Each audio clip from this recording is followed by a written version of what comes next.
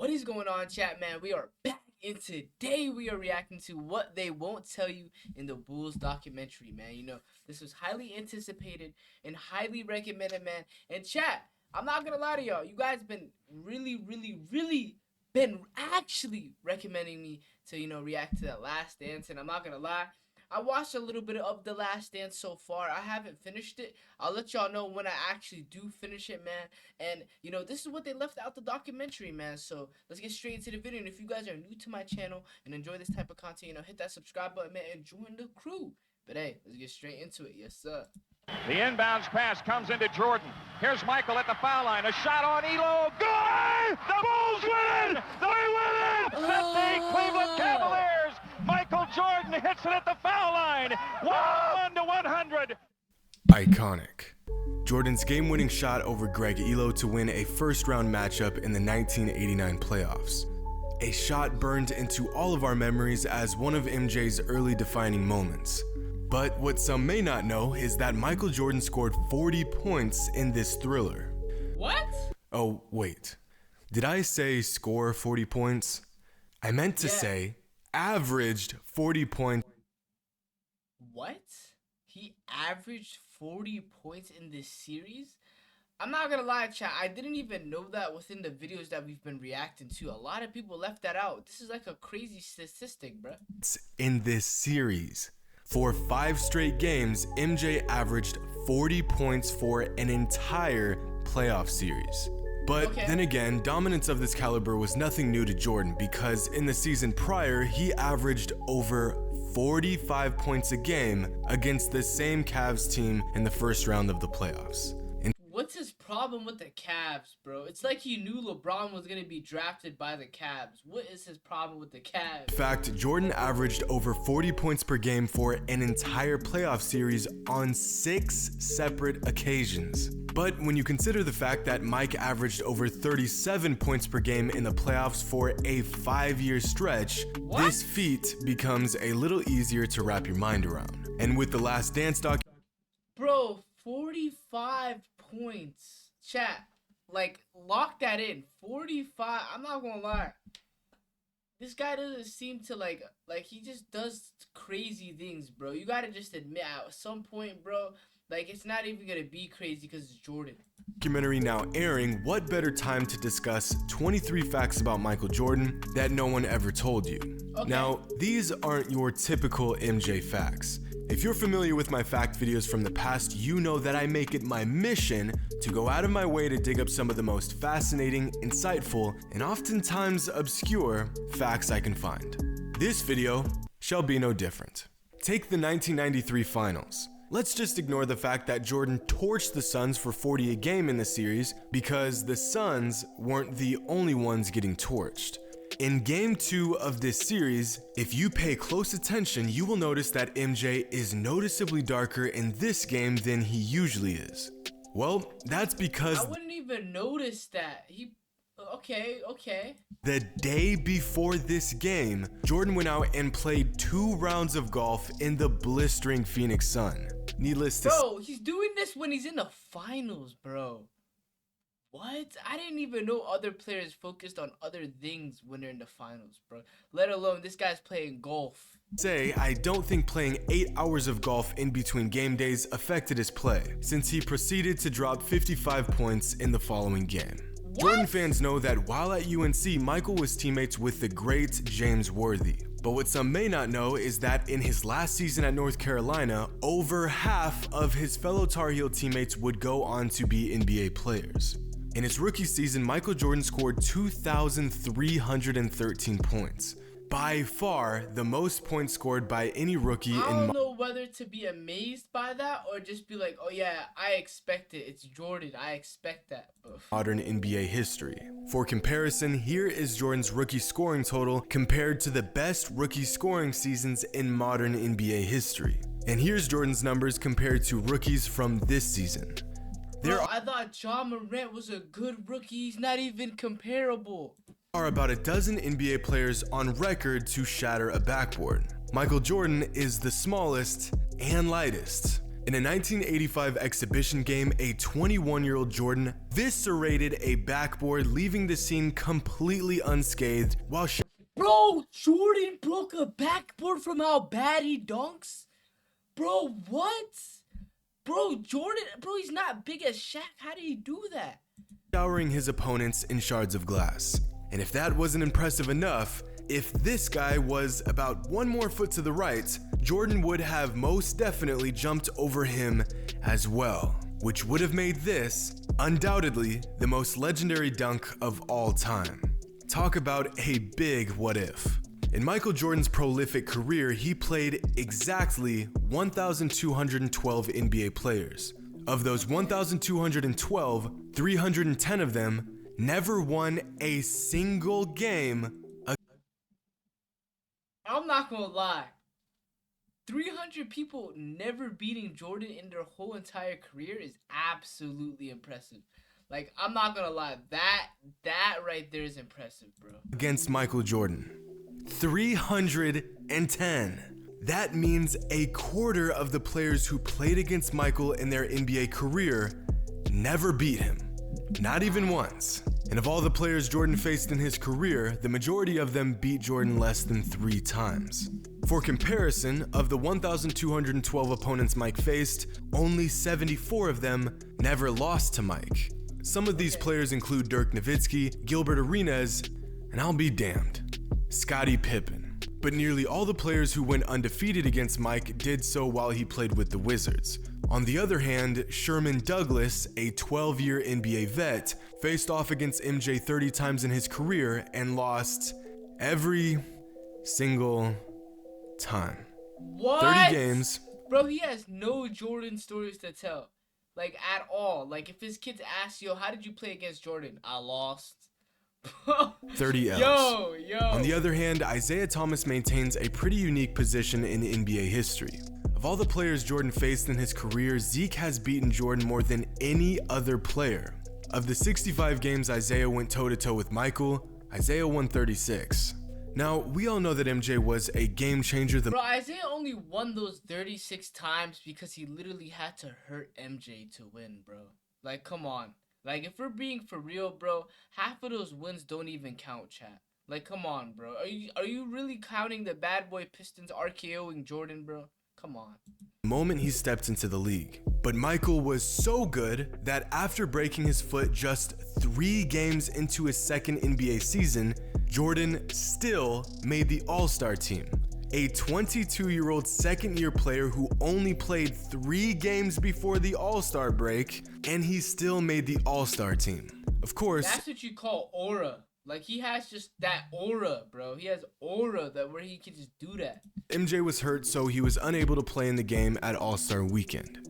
Over the last half-decade, the NBA has turned into one big three-point contest. For some players, the influx in threes has been a blessing to their game. For others, not so much. Here's a chart of the top 10 scorers of the 2018-2019 NBA season. The red areas are 2-point shot attempts and the gray areas are 3-point shot attempts. You have Giannis, who prefers to take it inside, Kawhi Leonard, the mid-range sniper, Stephen Curry, who attempted more threes than twos last season, and of course you have James Harden, who attempted over 1,000 three-pointers in a single season.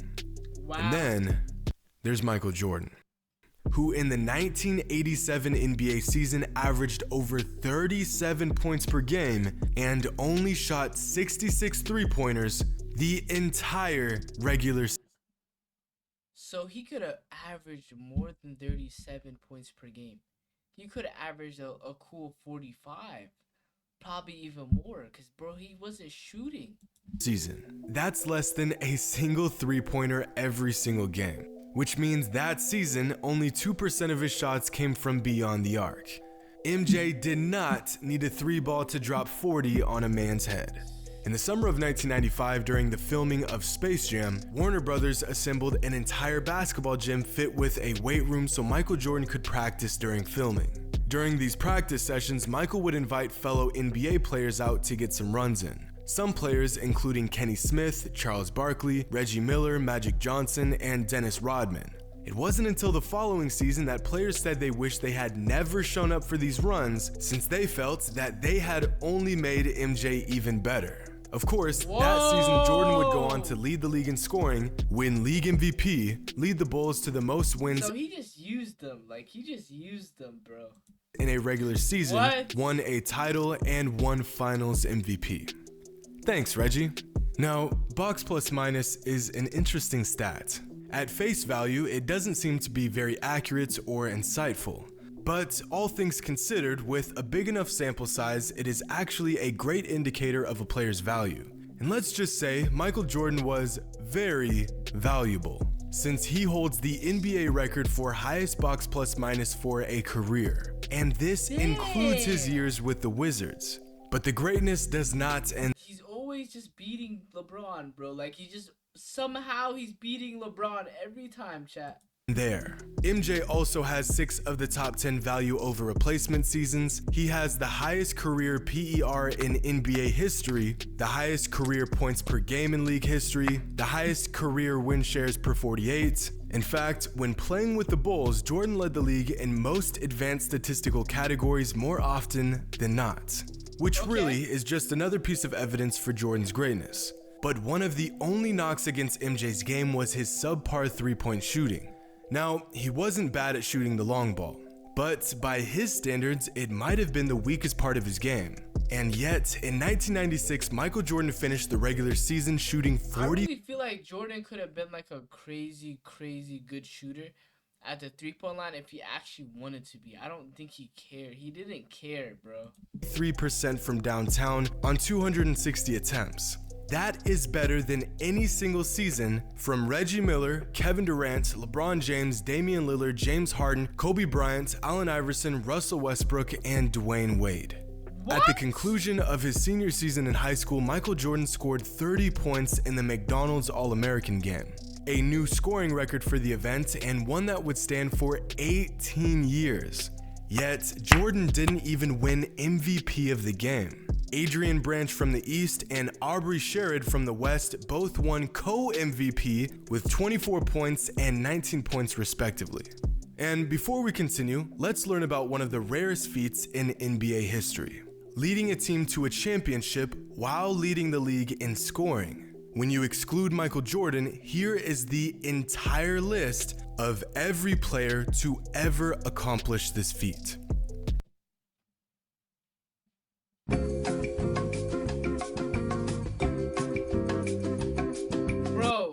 I don't think anyone's gonna actually pop up. And this is not as updated, so SJ is now on this list, but wow.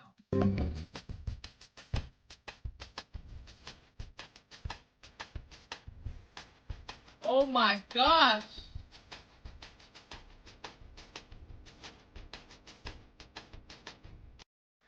Did you get that? Yes. Not a lot of players. Excluding Jordan, only 4 players in history have ever led the league in scoring and won a championship in the same season. Now I'm gonna show you what this list looks like when you include Michael Jordan.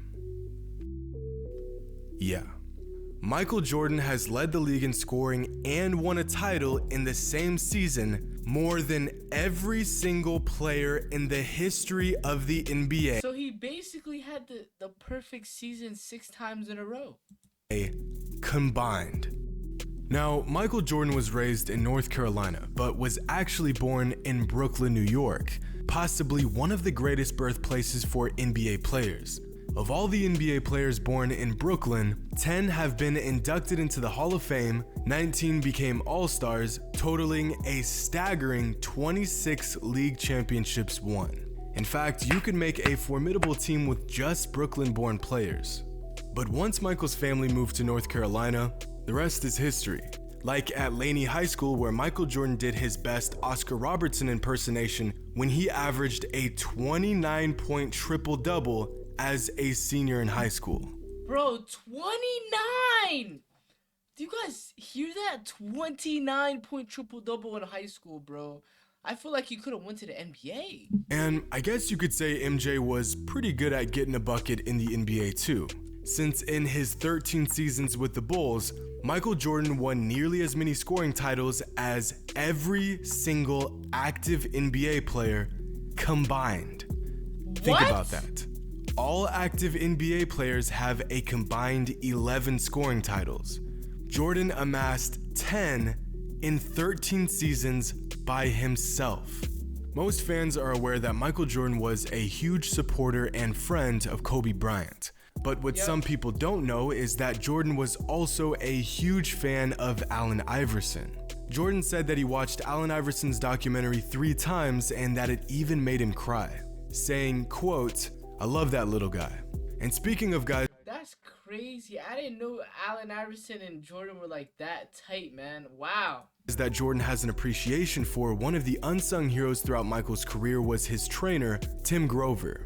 Tim was so obsessed with making sure that Mike was in peak physical condition that he would go back and watch each and every one of Mike's games and count how many steps he took while on the court and which direction his steps were taken to ensure that he knew where Mike would be sore, how his body felt, and what regiments to complete in the following day. That is a crazy, crazy, crazy trainer.